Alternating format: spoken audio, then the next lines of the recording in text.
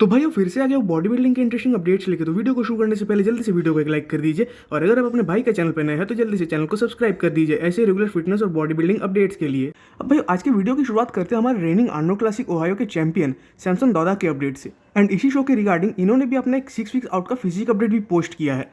वैसे भाइयों पता नहीं आप लोगों ने एक चीज़ को नोटिस किया होगा या नहीं, बट लास्ट कुछ महीनों में जिन 3 शोज में इन्होंने कम्पीट किया था, तो सैमसन अपने किसी भी फ्रंट डबल बाइसेप पोज में अपने फिजिक को एकदम स्ट्रेट रख कर ही पोजिंग कर रहे थे। बट अब इस अपडेट में कहीं ना कहीं थोड़ा ही सही, बट सैमसन अपने फिजिक को टिल्ट करके एक क्लासिक फिजिक जैसा लुक देने की कोशिश कर रहे हैं। हालांकि अगर आप गौर से नहीं देखोगे तो वो चीज़ शायद पता भी ना चले, बट कहीं ना कहीं इस एक छोटे से चेंज से सैमसन का ये पोज लुक वाइज थोड़ा एनहांस दिख रहा है। इवन थोड़ा बहुत इस अपडेट में उनकी पोजिंग आपको एक क्लासिक फिजिक बॉडी बिल्डर जैसी भी देखने में लग सकती है। बाकी सैमसन के लेग्स भी चाहे वो फ्रंट से हो या पीछे से नो डाउट काफ़ी बढ़िया दिखते हैं। खासकर उनके स्मॉल वेस्ट के वजह से उनके वो क्वाड्स और एनहांस होकर दिखते हैं। इवन कहीं ना कहीं इसके वजह से सैमसन एस्थेटिक तो लगते ही है, साथ ही साथ एट द सेम टाइम एक मास मॉन्स्टर भी दिखते हैं। इवन 6 वीक्स आउट में भी इनके क्वाड्स काफ़ी फुलर दिख रहे हैं। बाकी बहुत बड़े बड़े लेजेंड्स ने बीच में ऐसा कहा था कि अगर सैमसन हार्डी या डेरेक को बीट करना चाहते हैं कंडीशनिंग वाइज तो उन्हें एक लंबे प्रेप मोड में रहना होगा। एंड देखने जाए तो इस आर्नोल्ड क्लासिक के प्रेप में सैमसन ने उस चीज़ को किया भी, क्योंकि देखने जाए तो एक्चुअली सैमसन शायद ओलंपिया के पहले से ही एक प्रेप मोड में चल रहे हैं। हालांकि प्राग प्रो के बाद उन्होंने एक ऑफ सीजन लिया था, बट वो कोई लंबा ऑफ सीजन तो नहीं था। बट अगेन मेरा स्टिल मानना है कि सैमसन इसके बावजूद हार्डी को कंडीशनिंग वाइज बीट तो क्या इवन मैच भी नहीं कर पाएंगे। अब हो सकता है कि वो शेप या स्ट्रक्चर वाइज हार्डी को टक्कर दे। बाकी फैंस तो यही चाहेंगे कि इस बार आर्नोल्ड क्लासिक में दोनों ही अपने ऑल टाइम बेस्ट फिजिक के साथ आए, जिससे कि शो सही में एक्साइटिंग बन जाए। अब भाई बात करते हैं हमारे नेक्स्ट जिला रूबेल मॉस्किरा के ऊपर। तो वैसे देखने जाए तो इनका प्रीचर कल्स वर्कआउट का एक अपडेट आया हुआ है, जिसमें कि इनके बाइसेप्स यानी आर्म्स बहुत हद तक विजिबल भी है। बट एक बात तो है कि इनके सिर्फ क्वाड्स ही मैसिव नहीं है, बल्कि साथ ही साथ इनके आर्म्स भी काफी बिगर है। इवन इस अपडेट में तो उनमें हार्डनेस भी काफी बढ़िया दिख रही है। एंड देखने जाए तो अभी तो बस इनका as a IFBB pro body builder career शुरू ही हुआ है, उसी में इनकी इतने चर्चे चल रहे हैं। बाकी करंट के सिचुएशन को देखकर मुझे पता नहीं, बट ऐसा लग रहा है कि शायद इस बार आर्नोल्ड क्लासिक ओहायो में रूबियल नहीं कम्पीट कर पाएंगे, और जिसका रीजन रहेगा उनका वीज़ा प्रॉब्लम। इवन जिसका एक प्रूफ या हिंट ये भी मिल जाएगा कि रूबियल की इस अपडेट को उनके एक फ्रेंड जोसे मेरिया चावेस ने पोस्ट किया हुआ है, और जिसमें उन्होंने मेंशन किया हुआ है 8 वीक्स आउट का फिजिक अपडेट। और आर्नोल्ड क्लासिक ओहायो होने वाली है 6 हफ्ते बाद, एंड उसके बस 2 हफ्ते बाद होने वाली है आर्नोल्ड क्लासिक यूके। तो उसी रिगार्डिंग मुझे ऐसा लग रहा है कि शायद रूबियल ओहायो में नहीं आ पाएंगे। इवन क्रिस कॉर्मियर ने भी बीच में कहा था कि वीज़ा को लेकर सही में प्रॉब्लम्स हो रही है। बट बात करें आर्नोल्ड क्लासिक यूके की, तो उस शो की लाइनअप भी नो डाउट काफ़ी कम्पिटिटिव है, और डेफिनेटली उस शो में तो रूबियल कम्पीट करेंगे ही। अब इस शो में सिर्फ नेक्जिला ही नहीं बल्कि हार्डी और सैमसन भी रहेंगे, जो कि अगेन 2 मेन बॉडी बिल्डर्स रहेंगे टाइटल को क्लेम करने के लिए। अब माना कि दोनों शोज के लाइनअप ही काफ़ी कम्पिटिटिव है, स्टिल रूबियल के पोटेंशियल को देखकर मुझे ऐसा लगता है कि ये दोनों शोज में अगर अपने एक बढ़िया फिजिक के साथ आए तो फर्स्ट कॉल आउट में तो प्लेस हो ही सकते हैं। और उसका सबसे बड़ा रीजन ये है कि रूबियल प्राग प्रो में अपने प्रो डेब्यू में जिस फिजिक के साथ आए थे, तो डेफिनेटली वो फिजिक इस साल के ओलंपिया के लाइनअप में टॉप 10 को भी क्रैक करने का पोटेंशियल रखता था। तो उसी का एक improve version definitely Arnold classic में तो फर्स्ट कॉल आउट में प्लेस होने का पोटेंशियल रखता ही है।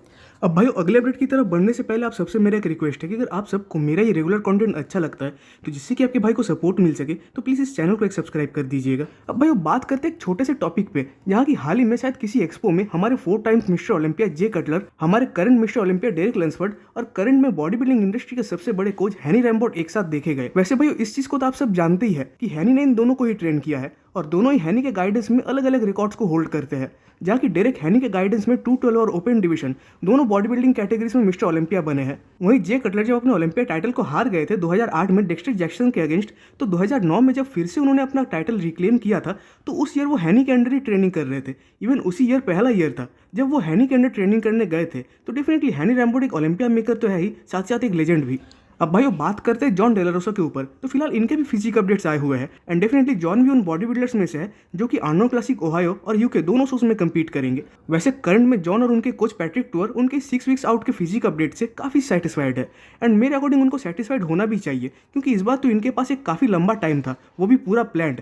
जहाँ की लास्ट ईयर यानी 2023 में खासकर इनके करंट फिजिक के पोटेंशियल को लेकर जॉन को खुद भी बहुत ज़्यादा डाउट्स थे कि वो करंट में टॉप बॉडी बिल्डर्स के अगेंस्ट कैसे प्लेस हो पाएंगे। स्टिल उन्होंने अपनी इंजरी से अपना कमबैक किया, साथ ही साथ दोनों शोज में रनर अप भी आए। खासकर टेम्पा प्रो में हंटर के अगेंस्ट जिस फिजिक को लाए थे वो सही में काफी इंप्रेसिव थी। अब माना कि अभी ज्यादातर फैंस इस चीज को लेकर सोच रहे हैं कि हार्डी और सैमसन इन दोनों में से शो के विनर कौन बनेंगे, बट जब से एंड्रयू जैक्ट इन शोज से बाहर हुए हैं तब से खासकर थर्ड प्लेसिंग से लेकर पूरा फर्स्ट कॉल आउट का जो एरिया है वो डिस्कशन फेज में चल रहा है, और कहीं ना कहीं उन डिस्कशंस में जॉन जैसे बॉडी बिल्डर्स का भी नाम आता है। बाकी जॉन तो इस शो के टॉप 5 को क्रैक करना चाहते हैं, बट पर्सनली मुझे नहीं लगता कि ये पॉसिबल है भी।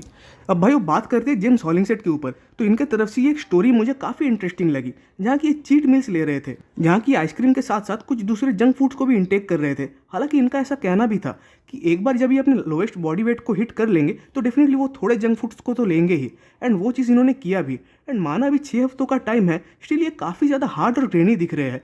इवन इनका फ्रेम और स्ट्रक्चर जैसा है तो ये चाहकर भी ज़्यादा स्मॉलर साइज के साथ आ भी नहीं सकते। वैसे माना कि लास्ट ईयर के प्रेप के मुकाबले जेम्स की अभी की फिजिक्स स्मॉल दिख रही है, बट स्टिल लास्ट ईयर के प्रेप में जेम्स कभी इतने ज़्यादा कंडीशन नहीं दिखे थे, वो भी 6 वीक्स आउट में। इवन इस बार भी ये कोई स्मॉल साइज को तो कैरी नहीं कर रहे हैं, और अगर करेंगे भी तो स्टेज में डेफिनेटली वो इनका एक रॉन्ग डिसीजन होगा। बाकी ये अभी प्रेप मोड में रहते हुए भी जिस तरीके के हेवी वेट्स को लिफ्ट कर रहे हैं, तो उससे भी ये बात क्लियर हो जाती है कि जेम्स एक मैसिव साइज के साथ ही आने वाले हैं स्टेज पे। इवन जेम्स का भी मानना है कि वो इस बार अपने ऑल टाइम बेस्ट फिजिक को लाएंगे। अब माना कि ये मिलोस के गाइडेंस में है, बट मेरे ख्याल से उसको गाइडेंस ना बोल के काउंसलिंग कहना ज़्यादा बेटर होगा, और उसका रीज़न मैंने बताया भी था। एंड आई थिंक कि जेम्स मिलोस से सजेशंस तो लेते ही है, बट आखिर तक वो अपने ही अकॉर्डिंग चलते हैं। बट स्टिल इसके बावजूद जेम्स इस बार मुझे काफ़ी उम्मीद है, खासकर आर्नोल्ड क्लासिक ओहायो के स्टेज पे। अब भाई वो बात करते हैं ब्रेयन एंसले के ऊपर। वैसे एक बात को तो कोई इग्नोर नहीं कर सकता कि क्लासिक फिजिक डिवीजन में ब्रेयन का बैक उन बैक्स में आता है जो सही में बहुत ज़्यादा डेवलप्ड बैक्स है। अब देखने जाए तो क्लासिक फिजिक डिवीजन को ओलंपिया में इंट्रोड्यूस हुए 8 साल हो गया है, एंड ब्रेयन भी इस डिवीजन में उसी टाइम से कम्पीट कर रहे हैं, जिसमें ये 2 times classic physique mister Olympia भी रह चुके हैं। तो अगर उस बेस पे इनके करियर को देखने जाए तो डेफिनेटली इनका career as a classic physique body builder काफ़ी सक्सेसफुल करियर है। अब माना कि करंट में इनका एज 44 ईयर्स का है, स्टिल वो टॉप बेस्ट बॉडी बिल्डर्स को टक्कर दे रहे हैं। वैसे ये लास्ट 2 साल से रेमंड डिनो और अर्स दोनों को बीट नहीं कर पाए हैं, बट जब बात आती है कंडीशनिंग की तो ब्रेयन उस चीज़ में डेफिनेटली इनको टक्कर देते हैं।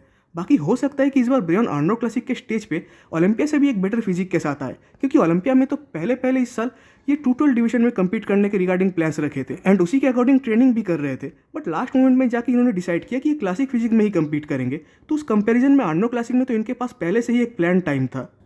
अब भाई उसके लास्ट अपडेट में बात करते हैं जोसे मेरिया यानी मिडल मैन के ऊपर। फिलहाल इनके तरफ से भी इनका फिजिक अपडेट आया हुआ है, एंड फिलहाल इनको देखकर एक चीज़ तो साफ समझ आ रही है कि अपने साइज को ज़्यादा से ज़्यादा ग्रो करना चाहते हैं, जिससे कि 212 डिवीजन में पूरे तरीके से फिट होकर बैठ पाए। अब क्लासिक फिजिक डिवीजन का चैप्टर इनका तो खत्म हो ही गया है। इवन अगर ये इस डिवीजन में रहते तो ये कभी अपने फिजिक को ग्रो भी नहीं कर पाते। हालांकि इससे पहले भी ये 212 में कम्पीट कर चुके हैं, बट वो तब था जब ये क्लासिक फिजिक के वेट कैप के अंडर आ नहीं पा रहे थे। बट इस बार का जो ऑफ सीजन है वो टोटली 212 के लिए ही है, जिससे कि वो सही में मैसिव हो सके एंड एक 212 बॉडी बिल्डर जैसा दिखे। अब माने ये क्लासिक फिजिक में कम्पीट करते थे, एंड उस डिवीजन में इनकी फिजिक कंडीशन राउंडर साथ ही साथ एस्थेटिक भी दिखती थी, स्टिल उनकी फिजिक को देखकर लगता था कि ये बने बॉडी बिल्डिंग के लिए ही है। बाकी शायद इस बार के ऑफ सीजन में इनको थोड़ा स्ट्रगल करना पड़े, बट वो डेफिनेटली वर्थ इट होगा। तो भाई आज की वीडियो पे खत्म होती है। कमेंट्स में जरूर बताइएगा कि आपको वीडियो कैसा लगा। वीडियो अच्छी लगी तो वीडियो को एक लाइक कर दीजिए, और नेक्स्ट वीडियोस के अपडेट सबसे पहले पाने के लिए चैनल को सब्सक्राइब कर दे और बेल आइकन को प्रेस कर दे।